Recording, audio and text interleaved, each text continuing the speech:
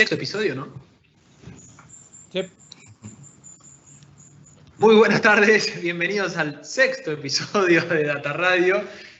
Acá estoy divirtiéndonos un poco, estamos arrancando por primera vez tarde, pero bueno, valió la pena la espera para este programa tan entretenido que tenemos hoy. Como siempre, este es un intercambio y una experiencia cultural entre Argentina y Colombia, Colombia y Argentina. No importa en qué orden está, porque siempre desde Colombia te van a decir 6-0, así que no importa en qué orden lo digamos.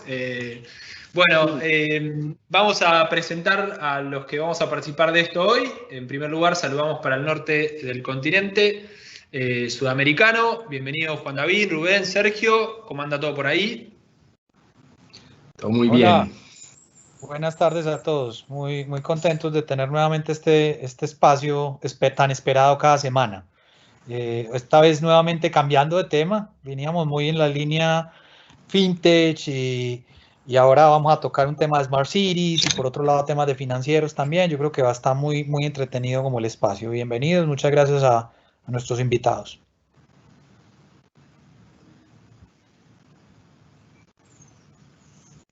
Perfecto. Qué silencio, qué descoordinación. Sí.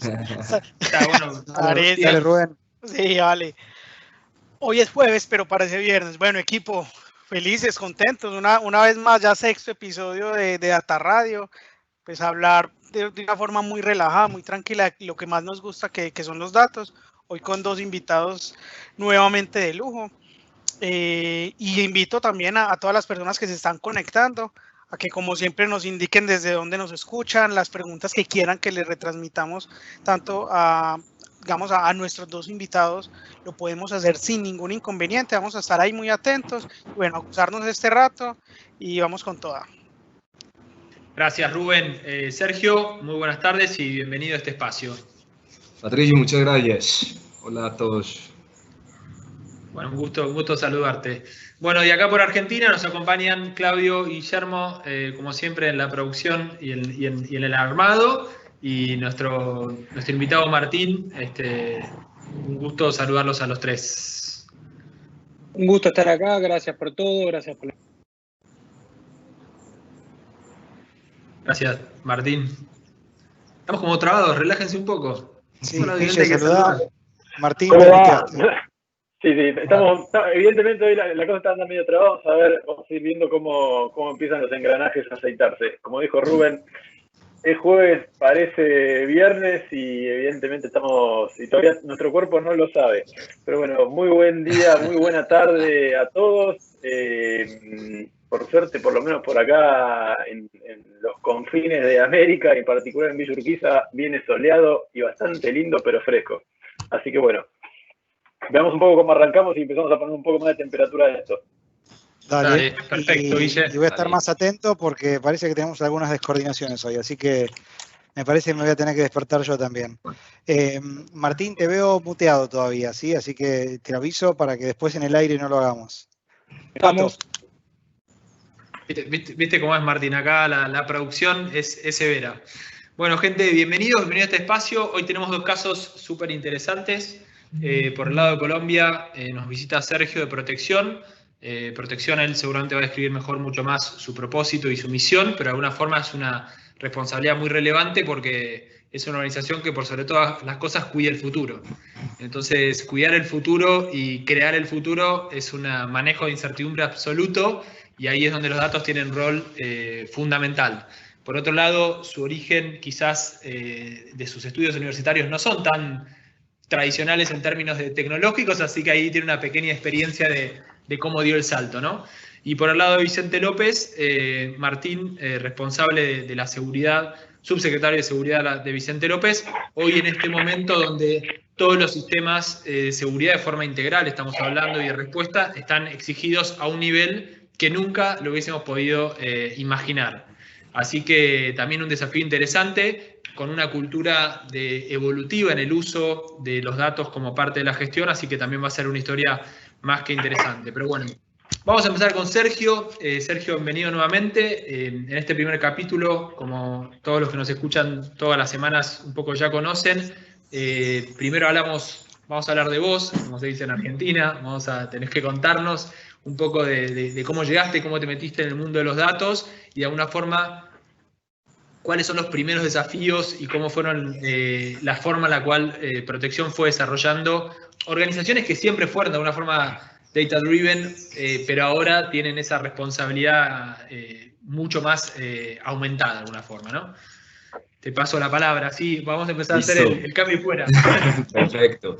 Entonces les cuento un poquito de mi historia y cómo llegué pues como al mundo de los datos. Yo pues era un desarrollador de software, arquitecto de software. A mí toda la vida me gustó mucho la biología, ha sido una de esas cosas pues que me ha apasionado toda la vida, pero nunca, la verdad nunca como desde el punto de vista profesional, pero siempre me gustó. Alguna vez estaba pues como pensando qué hacer con mi vida y dije, bueno, voy a ponerme a estudiar biología. Aquí pues, o sea, nosotros en Medellín pues una de las universidades más grandes de acá es la Universidad de Antioquia, y yo dije, bueno, me voy a ir a estudiar biología, así sea el pregrado, a sacar 3 en todo, pero a ser biólogo, ¿cierto? Antes de hacer eso, me puse a hablar con un amigo que estaba haciendo una maestría en Canadá y me mostró lo que estaban haciendo en el laboratorio de él y resulta que estaban haciendo investigaciones sobre bioinformática. Yo dije, no, esto es lo que yo quiero estudiar, esto es lo que a mí me gusta, que es bioinformática. Bioinformática es aplicar técnicas de inteligencia artificial y estadística a temas de datos biológicos. Entonces, ¿qué son datos biológicos? Son temas de secuenciación de ADN, temas clínicos, temas, bueno, no sé si han oído hablar genómica, transcriptómica, metabolómica, todo eso es sacar datos, diferentes datos de las células y de procesos biológicos.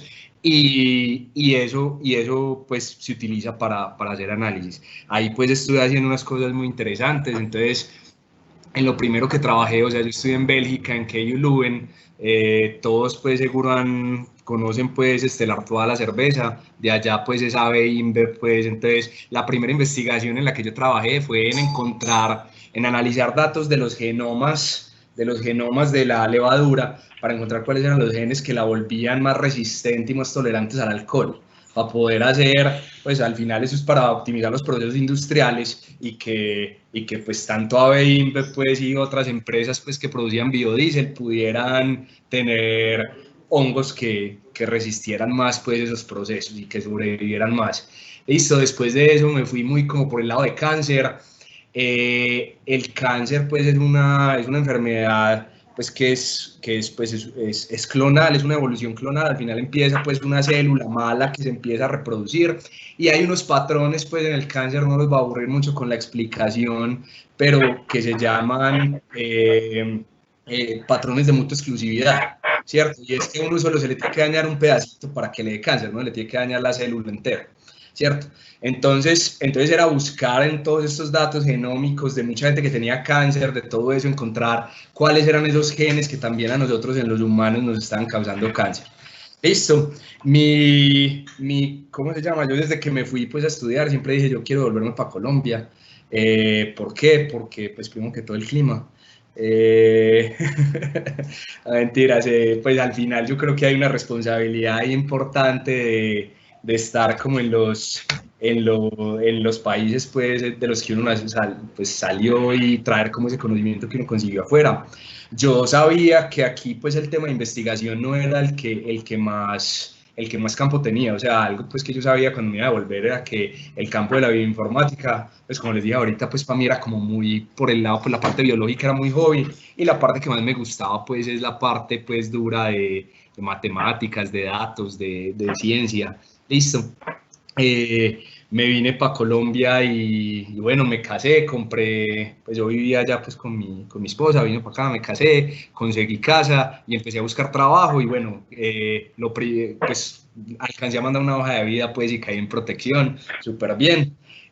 Protección es una empresa supremamente grande pues que tiene 20 años, 26 años tiene, 27, es un fondo de pensiones y es un asset management, ¿cierto? Entonces ahí al final lo que pues es una empresa tradicional, pero que está pasando por una transformación ya hace bastantes años muy grande. O sea, nosotros, obviamente nosotros estamos tenemos unas necesidades de digitalización súper grandes. O sea, si ustedes ven las pirámides poblacionales en el mundo, están dándose una vuelta. O sea, hace no muchos años habían muchos más niños que viejos. Hoy, pues, o sea, ustedes han visto, por ejemplo, cómo va a crecer el mundo. El mundo, vamos a tener, en este momento somos 7.000 millones de personas y vamos a llegar a 10.000, ¿cierto? Pero ese aumento en personas no lo vamos a tener porque más personas están naciendo, las vamos a tener es porque menos personas están muriendo, ¿cierto? Entonces estamos pasando de unas expectativas de vida, pues, que eran las que teníamos hace 20 años, expectativas de vida que, por ejemplo, en este momento en Surcorea son 93 años, ¿cierto? Al final mucho de eso tiene que ver con lo que yo hacía antes, y es cada vez entendemos más la genómica, cada vez entendemos más cómo funcionan las enfermedades, el cuerpo, etcétera. Entonces, pues ya podemos salvar a más gente, muy rico, pero la cosa es que ya la gente, obvio, no se muere, va a vivir más tiempo, las pensiones tienen que durar más, ¿cierto? Entonces, claro, o sea, ¿qué nos está pasando acá? En este momento estamos teniendo un crecimiento exponencial de pensiones, ¿cierto? De nuevos pensionados, que eran procesos que tradicionalmente hacíamos con personas, o sea, sentábamos personas con Excel y a meterse a lo que tenían que meterse, a revisar cada caso, y todo eso tiene que cambiar, todo eso, pues toda esa transformación se tiene que dar para que podamos estar, pues, en el día a día.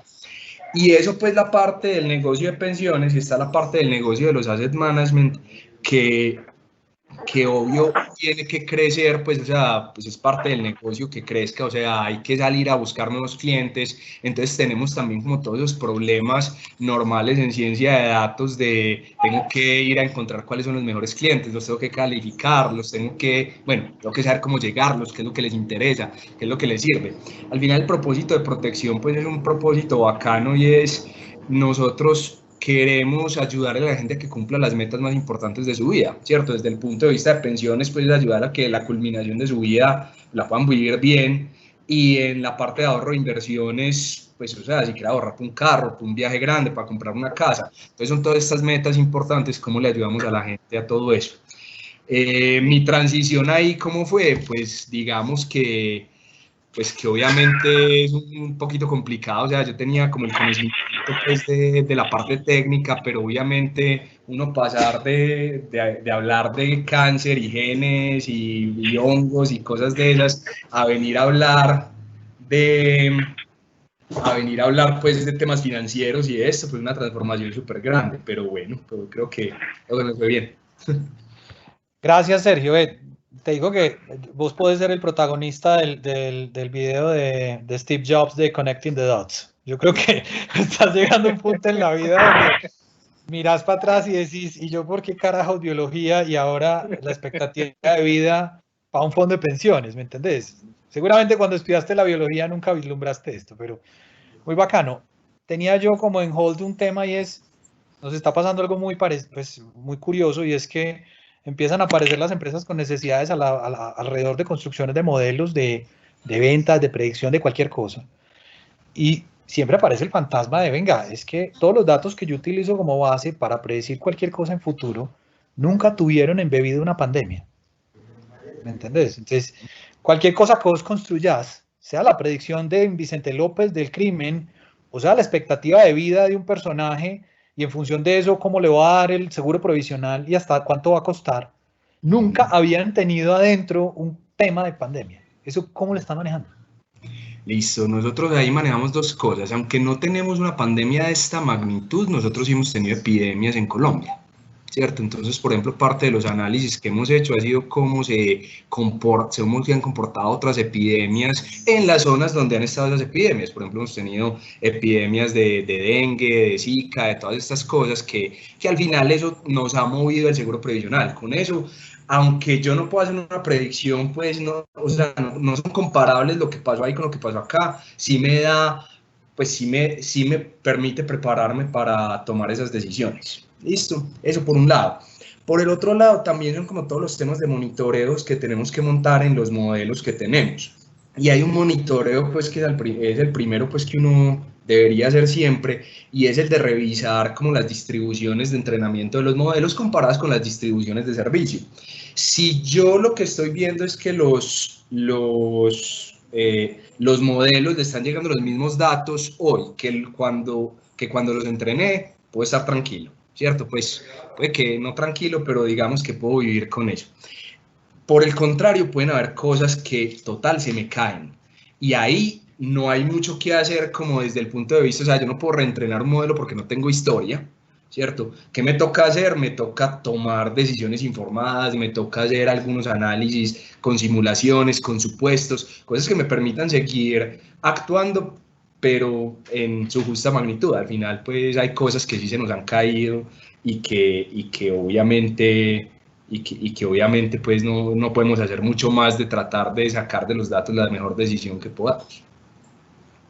Clarísimo, Sergio. Bueno, cerveza, cáncer, futuro, fútbol, algo de fútbol hiciste, es la única que creo que te gusta el fútbol. Nada.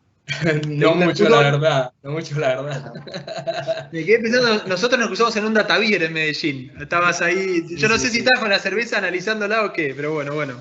Gracias por este primer aporte y bueno, en esa índole de entender cómo llegamos hasta acá, le damos la bienvenida a Martín, que también nos va a contar un poco de su génesis, ¿no? De esa formación, porque yo recién escuchaba a Sergio y pensaba, bueno, a la larga uno la experiencia la capitaliza en momentos como estos, donde la realidad es que no sabés cuál es la mejor forma de dar el próximo paso, ¿no? O sea, dice ese consejo fácil y barato es, le preguntan a un experto, bueno, ¿usted cómo toma buenas decisiones? Por mi experiencia. ¿Y cómo llegó su experiencia? Por mis malas decisiones, ¿no? Entonces, sí. Creo que de alguna forma eso lo estamos viviendo mucho. Pero bueno, Martín, contanos un poco de vos, contanos un poco de la organización en la que trabajás y las responsabilidades que tienes y cómo están aprovechando por estos días el tema de los datos, ¿no? Y bienvenido nuevamente y gracias por participar de esta mesa virtual, digamos. Nuevamente gracias a ustedes, es un placer acompañarlos y hace ya muchos años que venimos compartiendo experiencias, también participando en algún Data Beers que me hicieron exponer en el último punto, lo cual no fue muy bueno, porque habíamos pasado con toda la cerveza anteriormente. Pero bueno, mi experiencia, a ver, voy a contar un poco de los últimos 10 años para acá, para no hacerlo tan largo. Yo estaba trabajando en empresas de tecnología, generalmente para afuera, y por conocer a Jorge Macri, al intendente, de manera personal, me invitó a que forme parte de su equipo en el Estado, lo cual fue un gran interrogante, pero también una oportunidad para hacer algo distinto y para contribuir un poco en esto que Sergio contaba, ¿no? Cómo contribuimos desde otro lugar, con la experiencia de cambiar desde una gran corporación, que era donde habías trabajado los últimos años, al Estado. Y a partir de ahí empecé a trabajar en distintas áreas, en el armado de equipos más que nada, hasta que en el 2015, 2014, 2015 empezamos a trabajar, digamos, un poco, yendo para atrás, un poco lo que estábamos buscando era tener una transformación en todo sentido del área de seguridad. Para nuestros amigos de Colombia, la seguridad en Argentina es muchas veces difícil de entender. Nosotros no tenemos responsabilidad como gobierno local de la seguridad, la responsabilidad es a nivel provincial, pero en definitiva hace muchos años que los alcaldes, los intendentes han tomado esa responsabilidad como propia, un poco también empujados por la ciudadanía, ¿no? La ciudadanía lo que quería era respuestas y le tocaba la puerta a su alcalde, le decía, vos solucioname esto y no me importa a mí de quién es la responsabilidad, que es algo bastante claro, es lo que a cualquier persona normal le parece, digamos, que el Estado se ocupe un poco de dar soluciones. Entonces, a partir de ahí empezamos a crear una estructura en seguridad que hoy cuenta con unas 500 personas directas, más todo el trabajo en conjunto con la policía, de lo que no había nada, digamos. Habían algunos pequeños intentos de centros de monitoreo y fuimos creciendo en lo que había, creando, digamos, estructuras bastante más grandes. Y empezamos a agregar cámaras, que era un poco lo que estaba de moda en ese momento, y era colgar cámaras y poner cámaras, y la gente pedía cámaras. Y todavía había una gran parte de eso, que se acordarán algunos amigos que están acá, que era arcaico. O sea, básicamente todo era manuscrito, todo era en lápiz y papel, se llenaba una planilla, se ponía esa planilla en una caja, se guardaba esa caja y chau dato, nunca más. Así que lo primero que hubo fue una transformación digital muy interesante y muy importante. Y a partir de eso nacieron también de las autoridades la necesidad de empezar a medirnos. Entonces empezó a trabajar con indicadores. Entonces de a poquito empezamos a tener algún dato del cual agarrarnos y empezar a medir nuestra actuación. Y ahí de repente nos tiramos de panza arriba de los datos. Y dijimos, es por acá, sin duda es por acá. Hay que empezar a medir todo lo que podamos medir. Y Villa y Pato se reirán porque les pedí medir hasta... Hemos tratado de medir todo.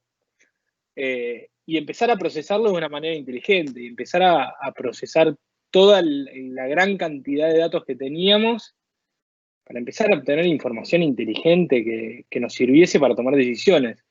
Yo siempre me acuerdo del caso donde cómo se instalaba una cámara hace 5 o 6 años atrás. Y se instalaba porque doña Rosa llamaba 152.000 veces y te decía que quería una cámara en la puerta de la casa. Inchequeable si había una necesidad de poner una cámara ahí. Pero no tenías información. Entonces, hoy cómo funciona, hoy cada nueva cámara que se instala es de acuerdo a información procesada a lo largo de los años, que nos dicen dónde tiene que estar ubicada esa cámara para agarrar no solamente eventos delictuales, sino cualquier tipo de evento, y específicamente a dónde en ese lugar, no simplemente en qué esquina. Entonces creo que esa forma de contarlo siempre visualiza mucho de cómo se trabajaba a cómo se trabaja. Y ese cambio lo que hizo fue ir llevándonos del lápiz y el papel a la automatización de la información directamente en el teléfono.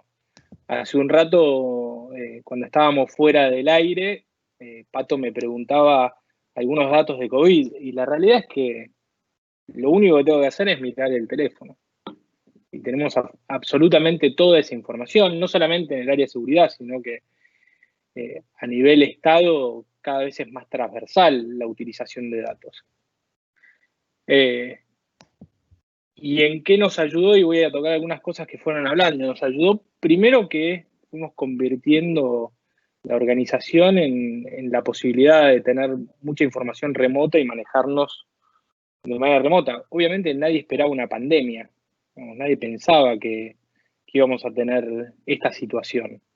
Sí que por ahí uno estaba en el exterior o que estaba en algún otro lugar, y entonces poder tener acceso y poder tener información a mano y estar en una reunión y poder tener una respuesta fundada detrás, digamos, no el biribiri, el cuentito de lo que yo pensaba, sino dato real. Y también esto que preguntaba Juan David de, bueno, nadie tenía en los planes esta pandemia, ¿cómo nos pega?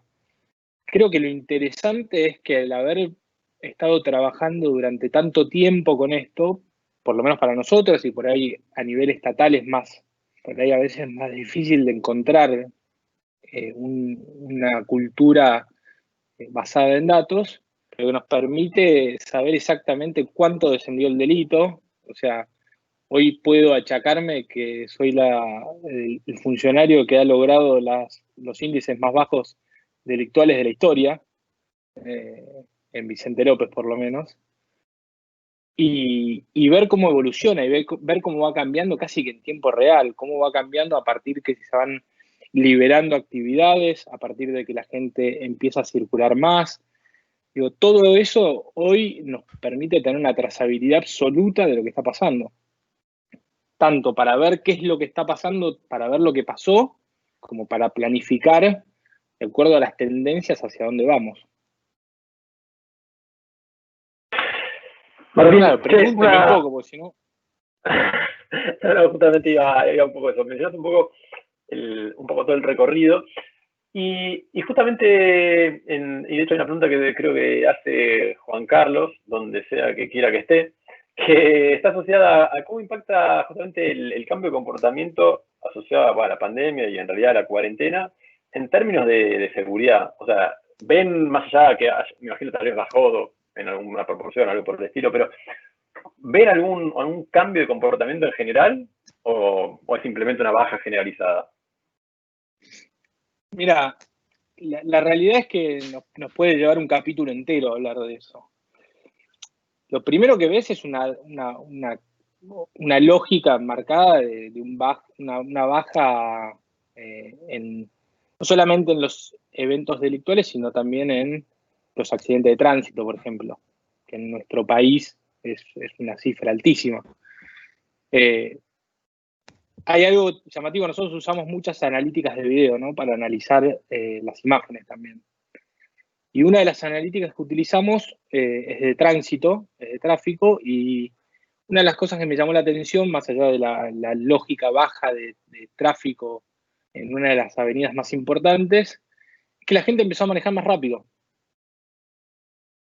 Digo, es completamente proporcional la cantidad de autos que bajaban con la velocidad que subían. Digo, probablemente porque hay menos autos en la calle. Somos claramente hijos del rigor, ¿no? Sí, eso sin duda. Pero creo que el mundo es hijo del rigor. Pero el tema es cuando se aplican las normas. Hemos visto una clara disminución del delito en todas sus formas. Hemos visto también en el lado B, en el lado que es menos agradable, un sostenimiento, no tan grande, pero un sostenimiento de algunos tipos de temas delictivos, como por ejemplo lo que tiene que ver con violencia de género. También, que para nosotros tiene mucho que ver con el aislamiento y la no posibilidad de salir. Y bueno, y que son cuestiones que hay que abordarlas integralmente y que de esa manera se toman. Pero ha habido un marcado cambio de comportamiento en la gente. Te diría que si bien, obviamente, al empezar a circular más gente, también hemos visto que ha empezado a haber más delito, no lo ha sido tan grande, y también nos dio la posibilidad de un poco parar la pelota y trabajar con las distintas fuerzas de seguridad para ir directamente a los focos de conflicto y trabajarlos desde ahí. Y eso también es parte de estar trabajándolo de manera integral, ¿no? Entender dónde suceden las cosas, en qué momento, en tiempo y espacio, y a partir de ahí abordarlo. Clarísimo, Martín. Muchas gracias. De vuelta, problemáticas que se basan en una cotidianidad que hoy está totalmente alterada, esta nueva normalidad, y que te enfrenta a desafíos donde, como tanto Sergio como Martín contaban, su pasado les está haciendo poner en valor ese criterio, ese sentido común, que por sobre todas las cosas también te hace estar frente a un equipo, ¿no? Entonces, en el segundo capítulo, un poco lo que esperamos que nos cuenten y conversemos entre todos son como 2 o 3 aristas fundamentales. La primera es cómo logran esa conexión de cada uno de su cadena de valores, su red de valor, con sus equipos para que las entiendan, ¿no? Porque la realidad es que yo estaba pensando recién en el caso de Sergio, que es de quien primero vamos a escuchar, es cómo vos le haces una dosis, no sé si en una lata de Stella Artois, como decías antes, le decís, bueno, toma, esta es la vida, así que vos cuando tengas que proyectar vida a capaz chicos que estés tomando, que se están metiendo en este mundo, así piensa un consumidor, así piensa un ciudadano, así piensan cuando piensa el futuro, ¿no? Entonces, de alguna forma, ¿cómo llevas adelante el desafío de crear equipos, de lograr lo que nosotros llamamos creativos de datos, que son esas personas que logran conectar todo ese ecosistema de datos internos o externos que puede tener la organización y sobre eso hacer algo útil, ¿no? Y eso, ¿cómo lo combinás con esa sed tecnológica que tiene hoy los perfiles que se meten en este tipo de cosas, ¿no?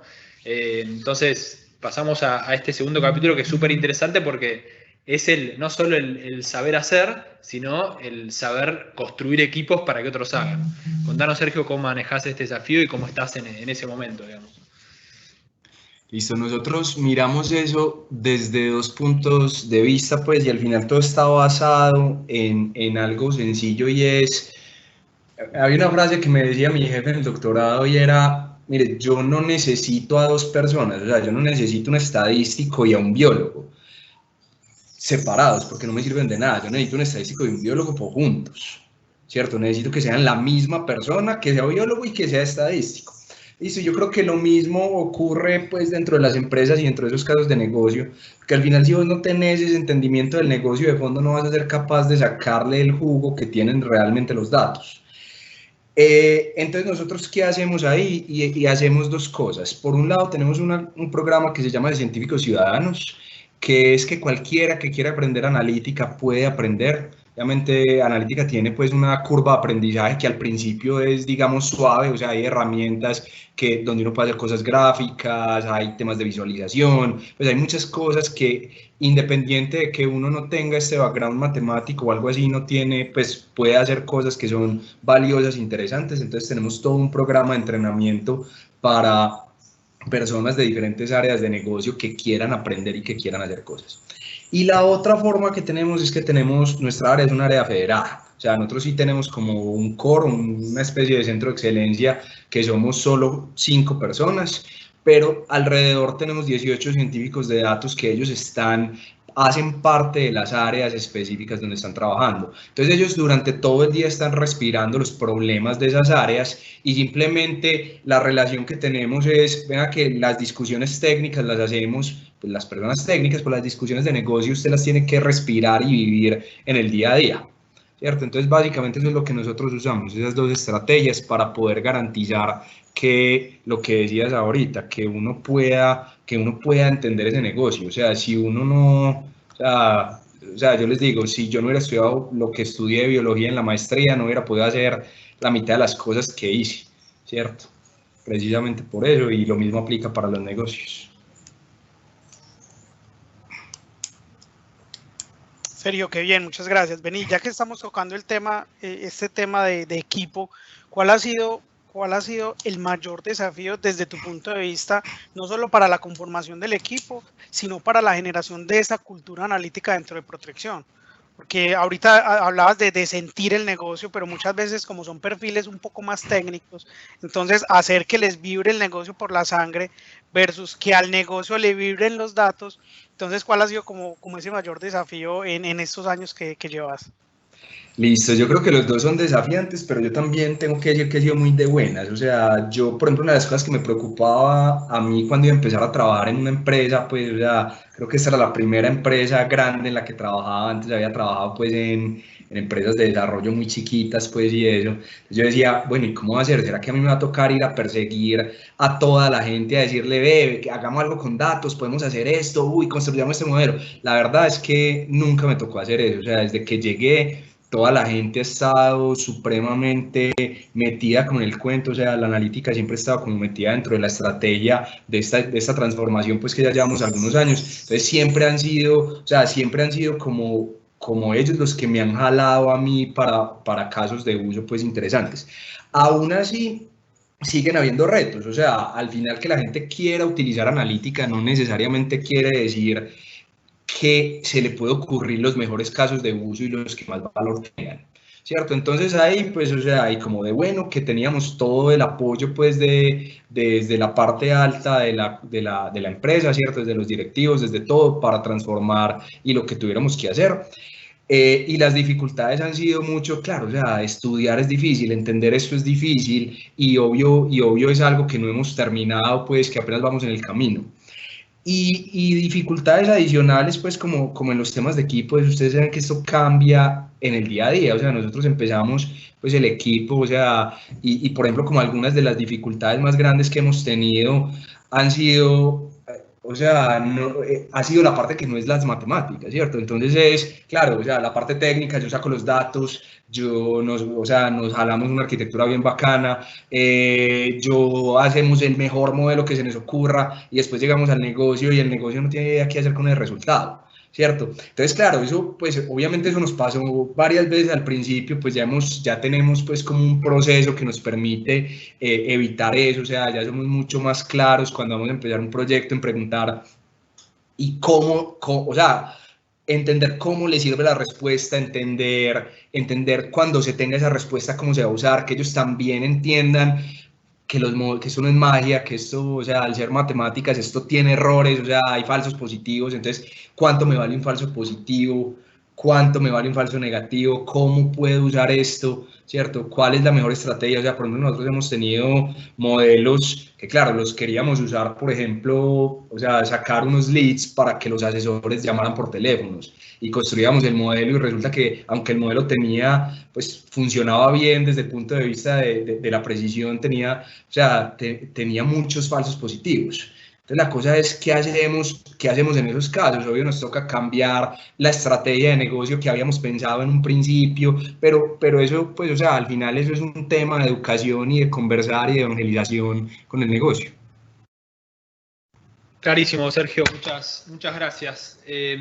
Bueno, en esta misma sintonía hay una particularidad que tienen este proyecto que trabajamos juntos hace muchos años, y es que realmente el benchmark era casi nulo. O sea, una de las razones por las cuales, lo podemos decir nosotros así, Martín no tiene que pasarse de maradoniano en el discurso. El año pasado fue premiado en Barcelona, otras veces o sea, la verdad es un proyecto muy premiado porque realmente han sido constructores de buenas prácticas, donde no la había. O sea, hoy cuando piensa el ciclo del dato en el servicio de seguridad, y hoy se fueron integrando alarmas vecinales, cámaras, llamadas al 911, móviles, llamadas específicas por temáticas como puede ser violencia de género, como puede ser los corredores escolares. O sea, todo el modelo de integración de información que se construyó no existía. No es que había un manual que decía, bueno, vamos a agarrar el manual de cómo hacer analytics en seguridad, y esa visión de integración la construyeron desde, obviamente, Martín hoy acá, pero Martín representa un equipo muy colaborativo, ¿no? Entonces, Martín, contanos un poco tu visión y tu experiencia de haber generado esa usina de hacer preguntas. Yo le voy a decir que cada vez que los distintos personajes que participan de este proyecto vuelven de una reunión de planeación, vuelven con dolor de cabeza. De golpe aparece Gustavo y dice, uy, no sabe lo que viene a hacer en Vicente López, ¿no? O viene Guille y dice, no, pasa tal cosa, y han pasado muchos por ahí, hay que rotarlos, digamos, porque realmente hoy llegamos a ese nivel de integración y algunas cosas que vamos a hablar en el tercer capítulo, pero de vuelta, por esa capacidad de plantearse problemáticas y haber sido benchmark en ese aspecto. Contanos un poco cómo mueven eso, tanto puertas para adentro como todo el ecosistema de, entre comillas, clientes internos que tienen, y obviamente los ciudadanos, que no hay cliente más insatisfecho que el ciudadano, no existe en el planeta, digamos, ¿no? Y fuiste tocando muchos de los puntos que hicieron lo que hoy es el programa, y le digo programa porque ha sido sostenido en ya 6 años. Creo que lo más importante que ha tenido esto que hemos logrado es el equipo. Digo, esto comenzó con una persona que fue el pionero en lo que quería hacer y que pasó la posta, y todo el equipo que hemos tenido atrás se enamoraron de esto. Creo que hay una pasión atrás de esto, que a veces nos reímos y los data lovers y los entusiastas del dato y bla, bla, bla, y es una realidad, y creo que termina habiendo una cierta pasión detrás de lo que significa tener ese tipo de información de calidad. Digo, después se materializan un montón de cosas, y hacer cosas tan disruptivas hacen que ganes premios y está fantástico. Pero en el día a día y en esa quemada de cabeza que les generamos al equipo de data, tiene que ver con siempre desafiar los límites de lo que hay, de crear cosas que hoy por ahí no estaban al alcance, y lo que terminan generando es que todo este sistema termina siendo eficiente, termina teniendo una razón de ser, termina teniendo un impacto en cómo atendemos al vecino. No voy a decir cliente porque después me retan, pero tiene que ver con eso, y es de arriba para abajo, de abajo para arriba, para los costados. Es todo el equipo empujando a encontrar nuevas formas de entender nuestro negocio, de sacarle todo el jugo posible a nuestro negocio, con gente que no venía del palo, que no estaba hace años atrás capacitada en esto, que hoy, digo, nosotros decir que tenemos científicos de datos, no lo diríamos nunca, pero les puedo asegurar que muchos del equipo no tienen nada que envidiarle a un científico de datos. Y ha sido porque han formado, porque nos han ayudado, y acá algo que me había dicho Pato, que no los alabe a ellos, lo voy a hacer, porque realmente esto tiene que ver mucho con encontrar un compañero con la empresa con la que trabajás estos proyectos, que sea quien te dé la posibilidad de crecer de esta manera. Y no voy a decir más nada de ustedes, tranquilos.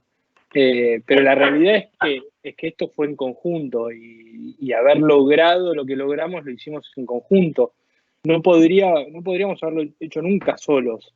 Ahora, hoy la realidad es que el equipo que empezamos siendo muy poquitos, y que hoy es un gran equipo y numeroso, y estudia estadística, y se preparan para encontrar tendencias, y buscamos soluciones que no llegan de que yo se me ocurren y digo háganlo. Nacen del equipo, nacen de abajo, nacen de estar trabajando, modelando, exprimiendo al máximo todo lo que podemos, y hoy tratando de conquistar al resto. O sea, para nosotros que alguien de la policía de la provincia de Buenos Aires nos esté pidiendo un informe porque quiere ver los datos y es fantástico, bueno, llegamos a la gloria absoluta. Ya estamos logrando que la policía esté encantada con esto. Pues si lo tengo que resumir, sí, Martín, sin duda, sí. No, perdón, justamente tenía la pregunta en la punta de la lengua y me diste el pie perfecto. Disculpa, si querés terminar justamente en el resumen. Justamente, ¿cómo hacen con o sea, por una parte es puerta hacia adentro de cara al equipo, ¿no? Pero puerta hacia afuera, ¿no? Y en un contexto de seguridad donde el perfil del cliente interno, que sería en una organización más comercial, ¿no? Pero en el contexto de ustedes justamente tienen lo que decías, la policía o perfiles que son más, no digo reacios a los datos, porque no digo que sea el caso, pero tal vez que son personas que no tienen ese perfil de ser consumidores de datos. Entonces, ¿cómo encaran eso? O sea, ¿cómo encaran el romper esa barrera cultural, que debe ser un desafío en sí mismo, para que sean permeables al uso de la información que le pueden dar ustedes y justamente ser más eficientes a través de las decisiones basadas en datos, ¿no? Bueno, primero me hiciste acordar de algo, Guille, y ahora te contesto eso, pero me hiciste acordar de algo que también es bastante divertido. Nosotros empezamos a trabajar en esto en 2014, ¿no? Fines del 2014, más o menos. Exactamente. Esto salió a la luz en el 2017. Fines del 2017. Cuando digo salió a la luz, es nadie de la organización, fuera de nuestro equipo, sabía que estábamos haciendo esto. O sea, fue tipo un programa de la CIA, escondido, y en el cual nadie sabía qué estábamos haciendo, y medio disfrazado. Entonces nos preguntaban, che, no, y no decíamos nada. Y la verdad es que no decíamos nada porque queríamos, tener la certeza de que esto que estábamos haciendo tenía sentido y realmente tenía valor y demás. Entonces ya cuando lo mostramos en público, cuando mostramos al niño que ha crecido, fue bastante más sencillo, puertas para afuera. Y hemos tenido de todo, dice a tu pregunta. Yo digo muchas veces esa cara de vaca en ruta, ¿no? Que te mira como... ¿Qué me estás mostrando? ¿Qué me querés decir?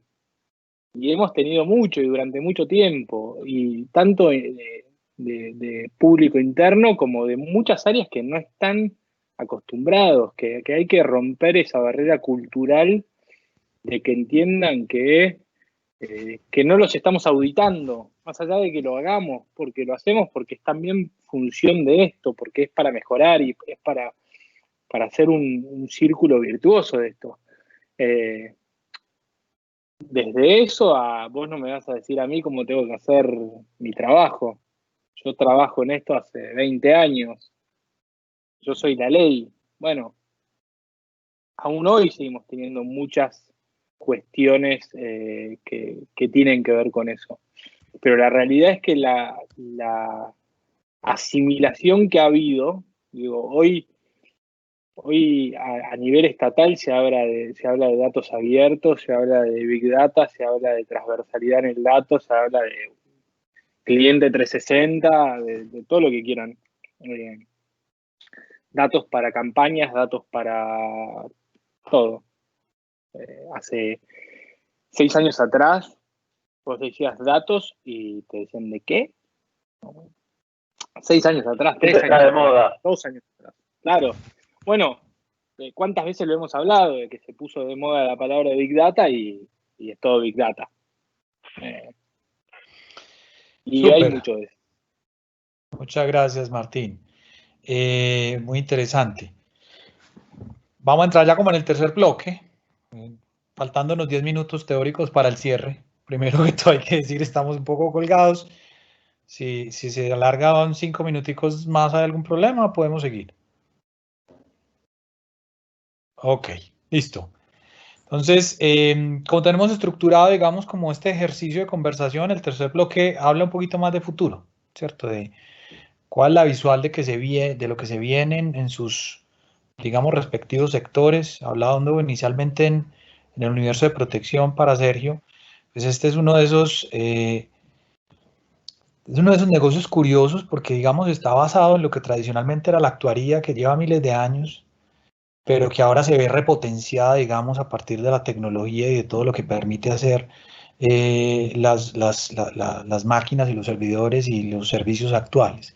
Entonces, nos gusta como partir ese ejercicio de futuro como en 2 bloques. Número 1, en hablar un poco de cuál es ese proyecto soñado, esa respuesta ideal que quisieran obtener a partir de esos datos, que sea aplicable a tu contexto o que sea aplicable a alguno de los contextos en los que se ha trabajado. Se vale también lo de la cerveza, ¿cierto? Y número 2, pues también nos gusta hablar un poco sobre lo que no salió tan bien o sobre las salidas sorpresivas de algún ejercicio de revisión que nadie se esperaba, porque también creemos que se aprende mucho a veces de esos chascarrillos, yo creí que era A, pero resultó siendo completamente B porque no consideramos X o Y componente. Contanos un poquito como esos 2 temas, Sergio, por favor. Listo, no, lo primero, ¿para dónde creo yo pues que va protección y para dónde pues la estamos empujando pues y llevando hacia allá? O sea, primero hay unos temas de digitalización súper importante en general, ¿cierto? Y ahí hay unos temas pues como fundamentales de cómo dar mejores servicios. Entonces estamos como muy fuerte trabajando en unos temas de voz del cliente, entendiendo qué es lo que a la gente le importa, qué es lo que estamos haciendo mal, qué es lo que no está funcionando.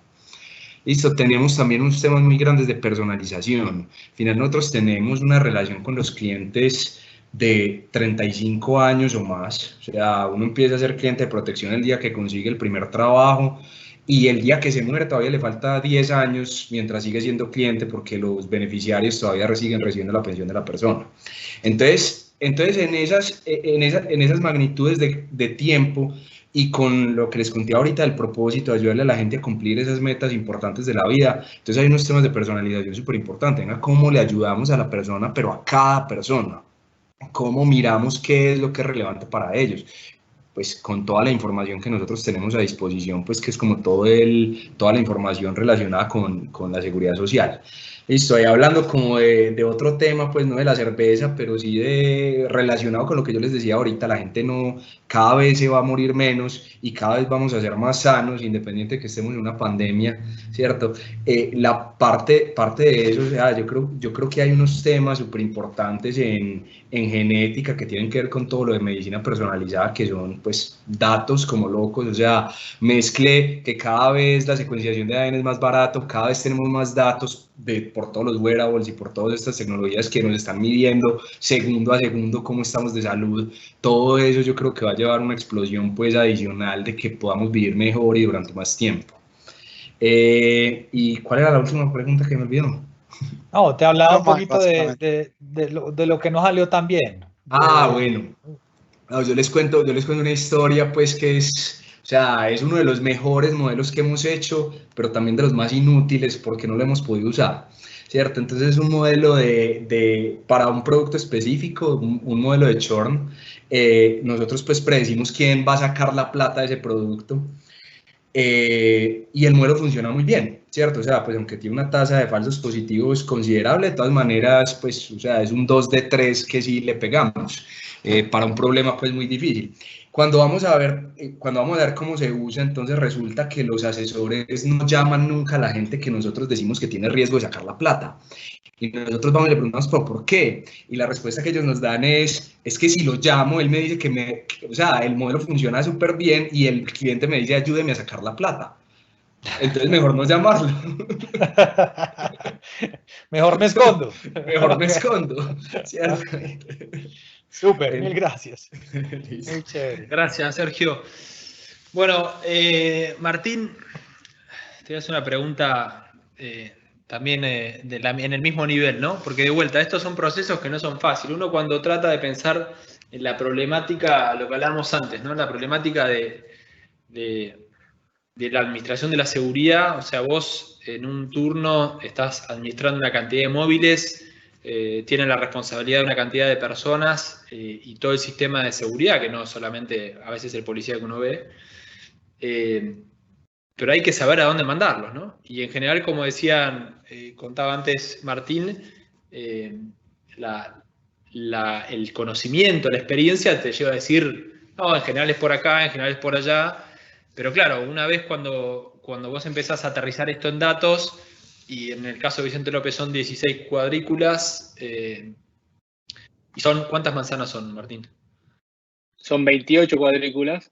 28 cuadrículas, o sea, cuando uno empieza a hacer esto granular, no es lo mismo si el patrullero pasó por una cuadra que si pasó a 2 cuadras. No es lo mismo, ¿no? Entonces, en esta evolución de lo que fuimos haciendo, tratamos de alocar recursos de la mejor manera posible. Y en ese sentido quería que nos cuentes un poco a todos, tanto en Argentina y Colombia como en la región, ¿cómo viste el desarrollo del proyecto del modelo de predicción de zonas calientes de crimen, que creo que fue un desafío bastante interesante y totalmente out of the box? Los veíamos en muchas publicidades, pero cuando lo hicimos ya toma otro color, ¿no?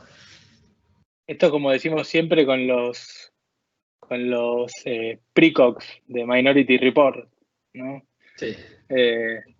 Y la realidad es que cuando empezamos digamos, a pensarlo desde ese lugar, y obviamente todavía es algo en desarrollo y hacia lo que apuntamos a tener un sistema eficiente, es un poco eso, es, digamos, de la misma manera que encontramos la eficiencia en empezar a procesar datos, es cómo trasladamos eso a la operación en la vía pública, en la calle, y que realmente tenga un impacto.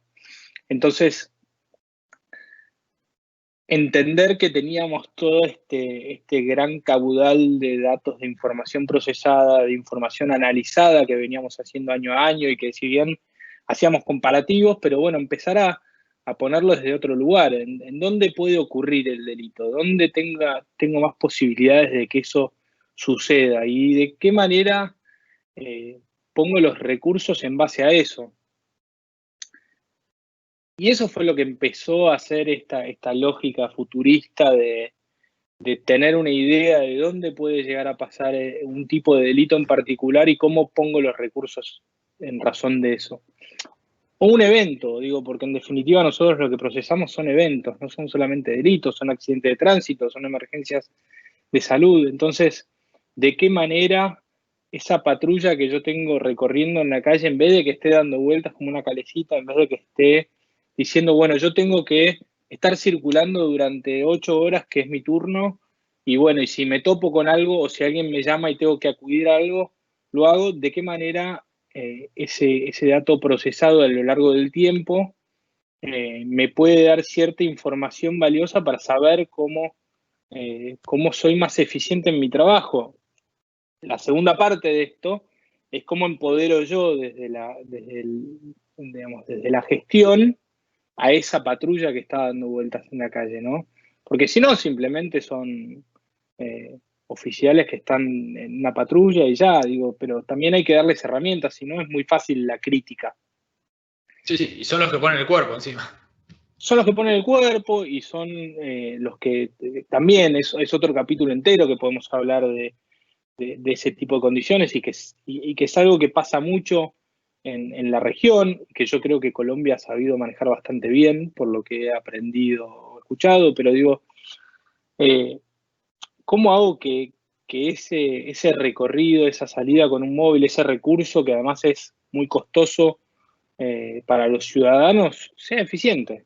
Digamos? Entonces, cuando nosotros decimos, bueno, qué quiero lograr con esto? Más allá de poder tener un porcentaje de predicción, de decir, bueno, acá tengo un 40% de probabilidad de que esto ocurra, entonces voy a tener los recursos alocados en eso, tiene que ver también con cómo preparo yo a que el personal salga a recorrer con una lógica, que no salga a dar vueltas, sino que diga, bueno, de acuerdo a la información que tengo procesada y a distintas variables que puedo aplicarle, entender que en este horario, en la zona que a mí me corresponde, que tengo responsabilidad, de 8 a 12 del mediodía ocurren este tipo de delitos, entonces estar atento específicamente a eso. A partir del mediodía hasta las 4 de la tarde tengo accidentes de tránsito en estos puntos, entonces también plantar ese móvil o operativos en esos lugares y ver cómo esa operación impacta en el resto y se retroalimenta. Entonces, lo que siempre terminamos diciendo es, esto es futurista, pero es la manera que encontramos de que realmente todo esto tenga un sentido de eficiencia. Buenísimo, Martín. Bueno, estamos llegando al cierre y ahora les voy a hacer una pregunta medio abierta a los dos. De hecho, se puede preguntar esto a ustedes si quieren. Pero bueno, la idea de esto es compartir, porque uno escucha la historia de Martín y escucha la historia de Sergio y en parte se parecen hasta el punto que podrían estar sentados en sillas cruzadas y hubiesen enfrentado capaz el desafío de la misma manera, ¿no? En esta forma de ser visionarios y crear modelos de gestión basados en datos. Así que les dejo unas palabras finales a cada uno para los que quieran contar y Claudio nos hace el cierre del programa como siempre. No sé si empezamos con Sergio. De vuelta, pueden preguntarle a Martín o hacer simplemente un cierre. Yo creo que una de las cosas más ricas es que por sus historias precedentes, cualquiera puede estar sentado en las dos sillas y hasta capaz hubiesen llegado a resultados parecidos, digamos, ¿no? Yo creo que hay una cosa, pues estoy de acuerdo con vos como en eso, o sea, al final es ese amor como por basar las cosas en evidencias, o sea, no tomar decisiones porque sí, sino porque vemos un número y estamos mirando esos datos y cómo va evolucionando lo que al final nos mueve a tomar decisiones, que es algo que se puede aplicar pues, en finanzas, en cerveza o en ciudades. Yo creo que lo importante es que dejemos de hablar de cerveza. Está siendo difícil. Acá es abierto, la podemos tomar, ¿eh? Podemos hacer un dataverse virtual. Se viene. Este es el cierre. Este es el anteúltimo episodio de esta temporada. y en julio hacemos un Data Beer. La próxima temporada, en el último episodio, vamos a hablar de analítica aplicada a fútbol, el de la semana que viene. Muy bueno. Buenísimo. Nada, yo creo que lo importante de esto también y de estos espacios y lo que celebro de esto es el compartir experiencias, historias, que la gente sepa que no es algo exclusivo de el análisis genético o de algunas, digamos, mucha gente asocia muchas de estas cuestiones a veces a lo financiero, a la fintech, a ese tipo de cuestiones, y que es básicamente aplicable a lo que uno quiera.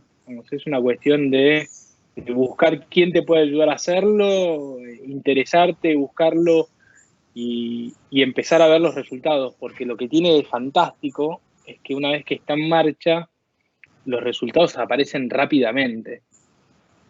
Después uno lo cuenta o no lo cuenta, eso es indistinto, pero que aparecen rápido, aparecen rápido. Bien, bueno, primero que nada les cuento que tuvimos cerca de 150 participantes el día de hoy. Venimos con una audiencia bastante fiel. Yo no sé si se conectan varias veces para engañarnos, ¿no? Pero es lo que hay. No podemos comprobarlo. Ahí tenemos. Bien. Lo segundo es agradecerles a todos los participantes, agradecerles a ustedes dos por compartir con nosotros esta experiencia. Sergio, digamos, la impresión que me das es que vos sos un amante de los sistemas de ecuaciones, ¿no? Uno ve un sistema de ecuación y típicamente dice, acá hay un problema.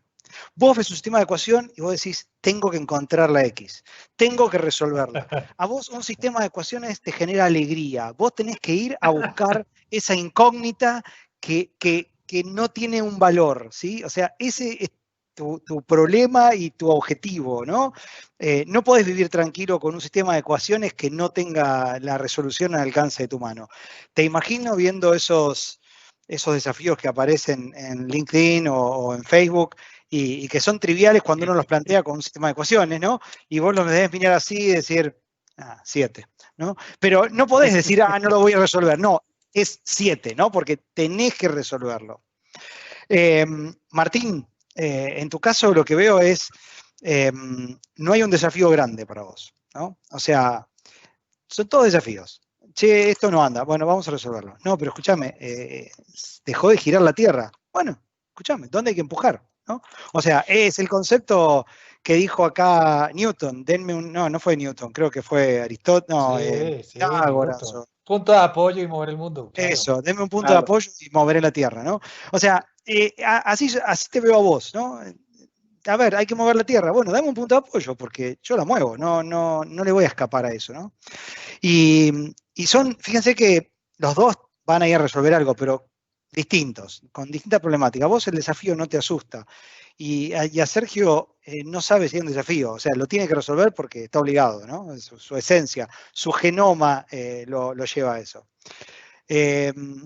Muchas gracias por haber participado, por compartirnos esta experiencia, y a los asistentes los esperamos el jueves que viene, que vamos a hablar de ciencia de datos y fútbol.